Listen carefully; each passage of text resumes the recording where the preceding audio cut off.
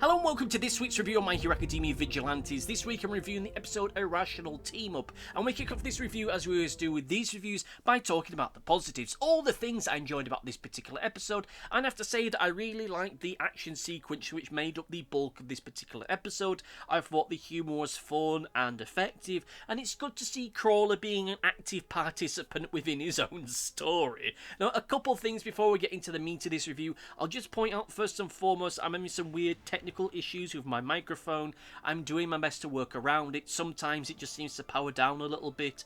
I've had it now for about a decade, so that's probably what's happening. It's out on its last legs, so hopefully, you know, it's all the more reason to like and subscribe to this channel, because one day I might be able to afford a new one. And the second issue that I have with this particular review is the fact that it's probably going to be on the shorter side, purely and simply because there's not much for me to really talk about this particular episode. It's not because I didn't like it, it's just because, well, it's just one long action sequence, which, as good as it is, there's not really a whole lot for me to sink my teeth into. But with that said, let's actually just talk about the action sequence itself, which I thought was great. I think that it was well drawn, and the artwork that we see therein is brilliant and an edge and flair to it, which makes it thrilling more often than not. I mean, it's one of those situations where it feels like praising water for being wet, but I just think that what we see here is great.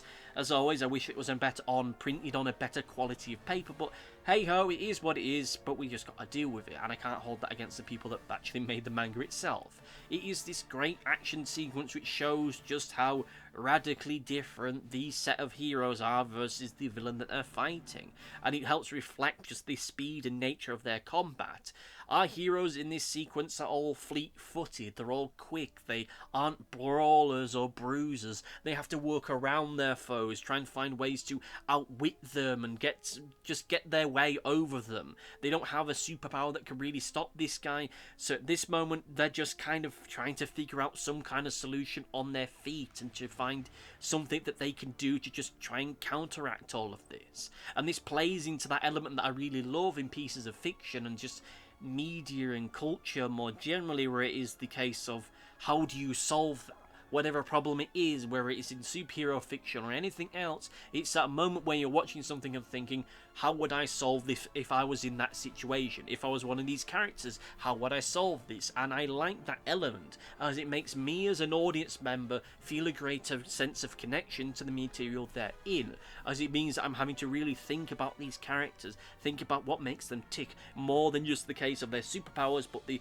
abilities and the personality that they have to try and get themselves around what is happening here. And that is something that I truly do enjoy with all of this, and it is fun to see them trying to come up with all these combinations of moves and abilities to try and win the day in the end. I will be blunt, I think that it's an element that has been missing from both the main series and this series itself, this sense of how do you solve this, how do you get around this problem, how do you get around this issue, as I think particularly in case of the main series, it does follow that issue of, well, you just have one really overpowered character and they're the one that ultimately has to solve it, and it's just ultimately a case of just waiting for them to come into it, but that's a discussion for all of a time. In the here and now, to be fair though, with the heroes that we have involved in all of this ultimately all boils down to them hitting them very quickly. So it isn't really a case of them trying to use some kind of super move or collection of moves to try and overcome this threat. Again, it's them trying to fight around the monster, fight a way around it, find some kind of ability to get themselves around it. And it does show just how athletic and dexterous they are as fighters and heroes, as they try to leap and jump around the area like gymnasts. Though to be fair though, they're no Jim Carter, but they do their best. Combine the power of gymnastics with the explosive force of karate. Jim Carter. Though granted, a lot of this ends up feeling like this is just one great big game of keep away, with good reason, because we have a villain here that could squash any of them seemingly in one good move. Eraserhead has already had one of his arms broken, and Crawler's new special ability isn't really doing a whole lot of anything.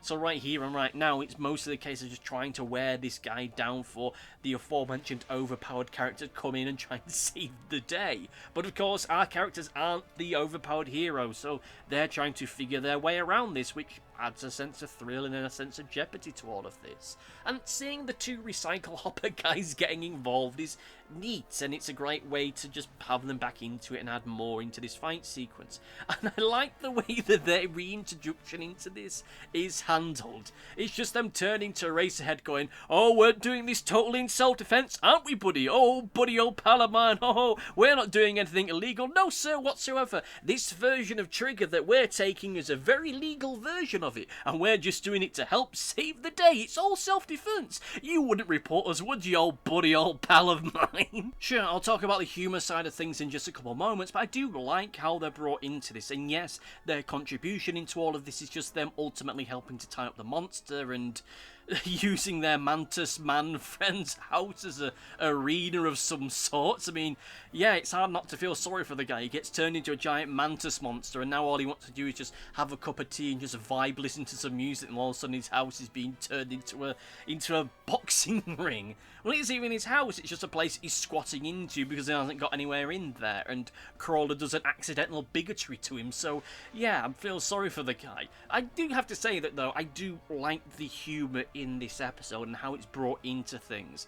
It is integrated in a way which I feel is genuinely better than much of what I've seen in the main My Hero Academia series, and for certain elements within this particular spin-off as well.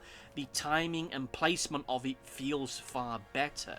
A lot of the humour within My Hero Academia is character-based, and in My Hero Academia Vigilantes, it's character-based but also incredibly situational.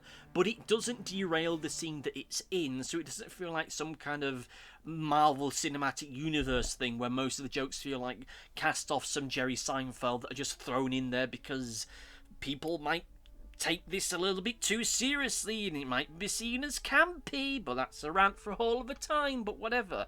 Yeah, sure, the jokes aren't the best that we've seen in this series as far, but I do give them major kudos again for how they're brought in and how they're put into this. Sometimes it's just the timing and placement of a joke that makes it. Everyone loves a well-placed fart joke, and if you don't, it's because it was poorly paced and poorly paced. It helps all of this to add a great sense of spirit to everything that we see in the page. It doesn't override the seriousness of anything that we're seeing here, and it just adds an extra sense of flair and style to everything, giving it a sense of classic comic books in a way which feels like it is enough of its own entity that it doesn't feel too much like a pastiche or a tribute to it. I will say it is good to see Crawler being an active participant in the action on screen, and he's not being treated like a side character within his own life story, which regrettably it certainly feels like the case in the case of previous volumes here.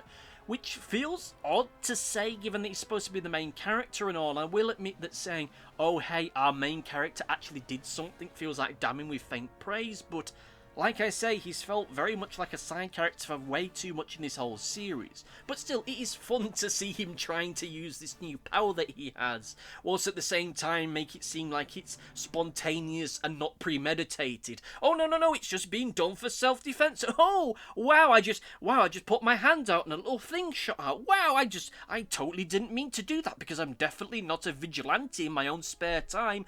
Like, again, it has a nice sense to it, it has a nice flair and humour to it, which I really do like, and it does feel like it is genuinely trying to make him feel like an endearing character and give all of this a sense that, well, these are all people that they mean well, but they really don't want to get sent to prison or arrested because they're using their quirk in a way that they're not supposed to. It adds an element of world building in a subtle way, in a way that just helps to underline, I should say, how this world works, because again, you can't just use your superpower left and right, and you'd have to make it very clear that it's done in self-defense, so he's doing everything in his power to make sure that is the case, and it is interesting to see him just trying to use it in a way which is best effective, bearing in mind that by his own admittance, it's really not doing much of anything. So when you have Eraserhead just trying to get him to use it, it is interesting, because he's got to try. He has to try because, you know, if he piss his Eraserhead off, then he could get in trouble for it, but his superpower that he's got isn't that really that much super, so, you know, he's just doing his best, which I like. I really do like it a lot. There is a part of me that when I was reading through this and I was writing my notes, I wonder if this kind of trying to set Eraserhead to be some kind of mentor to Crawler. Maybe the reason why we've seen so much of him over the past volume or so is because they're wanting to bring him into being more of a lead character, all of this, for some reason.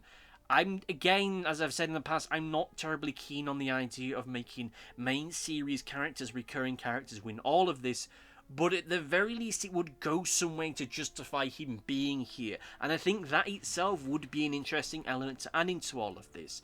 The counterpoint, however, is the fact that Eraserhead as a character, from what we know of him, he just has no time for vigilantes whatsoever, so I can't really see that happening with the case of Crawler, but it might be something that at the very least it makes Crawler reconsider being a vigilante, and it might make him more inclined to, well, try and clean up his act. But we'll soon see about all of that. This is all still very early days. We're only about, what, 6 volumes into this, not even 50 episodes in, so we'll see where all that ends up going. With all that said, however, let us get into the negatives, and I will just say that, again, I apologise if there's any weird noises in the background. Like I said, microphones being weird, might need to get a new one, but we'll cross that bridge when we come to it. As far as negatives are concerned, look, as much as I enjoyed the action sequence that made up this episode is just one long action sequence. It's not a bad action sequence, it is fun, it has character, it has flair, it has dynamism, it is genuinely a thrill to read, and I like the way that it's presented and it's put together.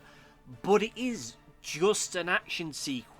It is not one that gives us a deeper insight into the characters taking part in it. It is not one that's being used as anything other than just a thrilling moment. It's not being used as a metaphor. It's not being used as a way of developing the subtext of this series, not being done in a way to give us a deeper understanding of the characters they're in or our nature of the way in which all of this world works. It's just a fun action sequence. Yes, it may well be setting up story elements for the rest of the volume and thereafter, but in the here and now, even with that in mind, it's still just an action sequence. A good one, but still one itself has no great conclusion in the here and now, not even a small victory or failure with which for our heroes to deal with and give us a sense that this episode actually had some kind of impact to it.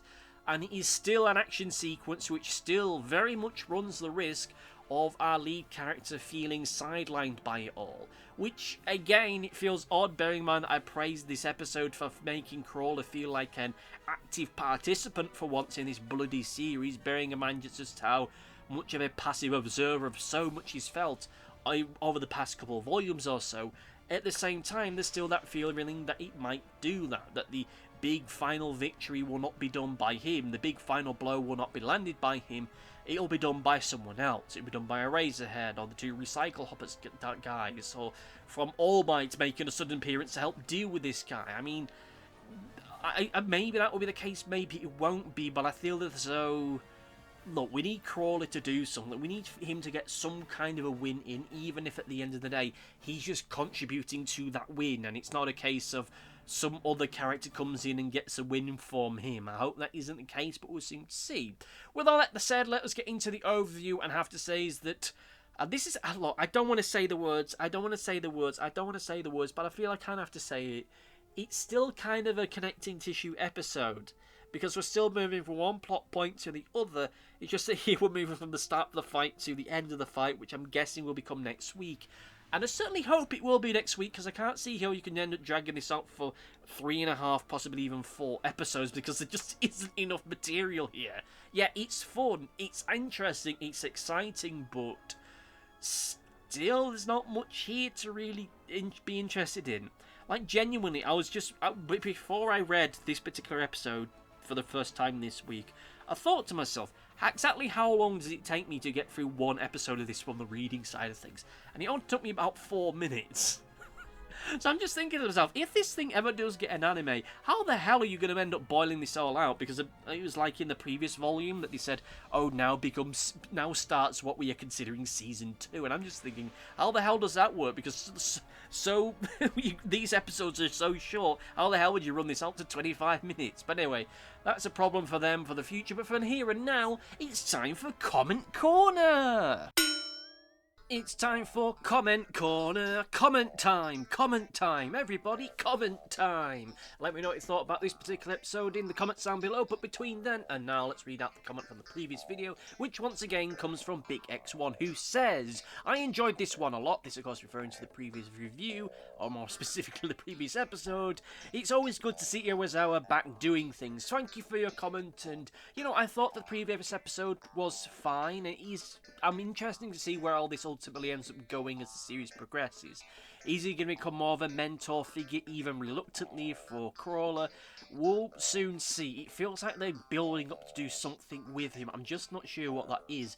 And I hope that it is something that is significant to the events that we're seeing on paper, more so than it is just going to end up evolving into just a sense of a backstory. Because whilst I would appreciate a backstory from him at the same time, I don't think it's really needed, and certainly not in the life story of a different character, but still, that is something that we'll cross when we get to it. But in any case, thank you all for listening, thank you all for watching. Let me know what you thought about this particular episode of Vigilantes down in the comment section down below, and we'll speak again soon. See you next time, goodbye! Thanks for watching. Be sure to like, favourite, subscribe, click the bell, and do all the YouTubey stuff that YouTube wants you to do. Go on, it'll do me a power of good. Until next time, my friends, goodbye!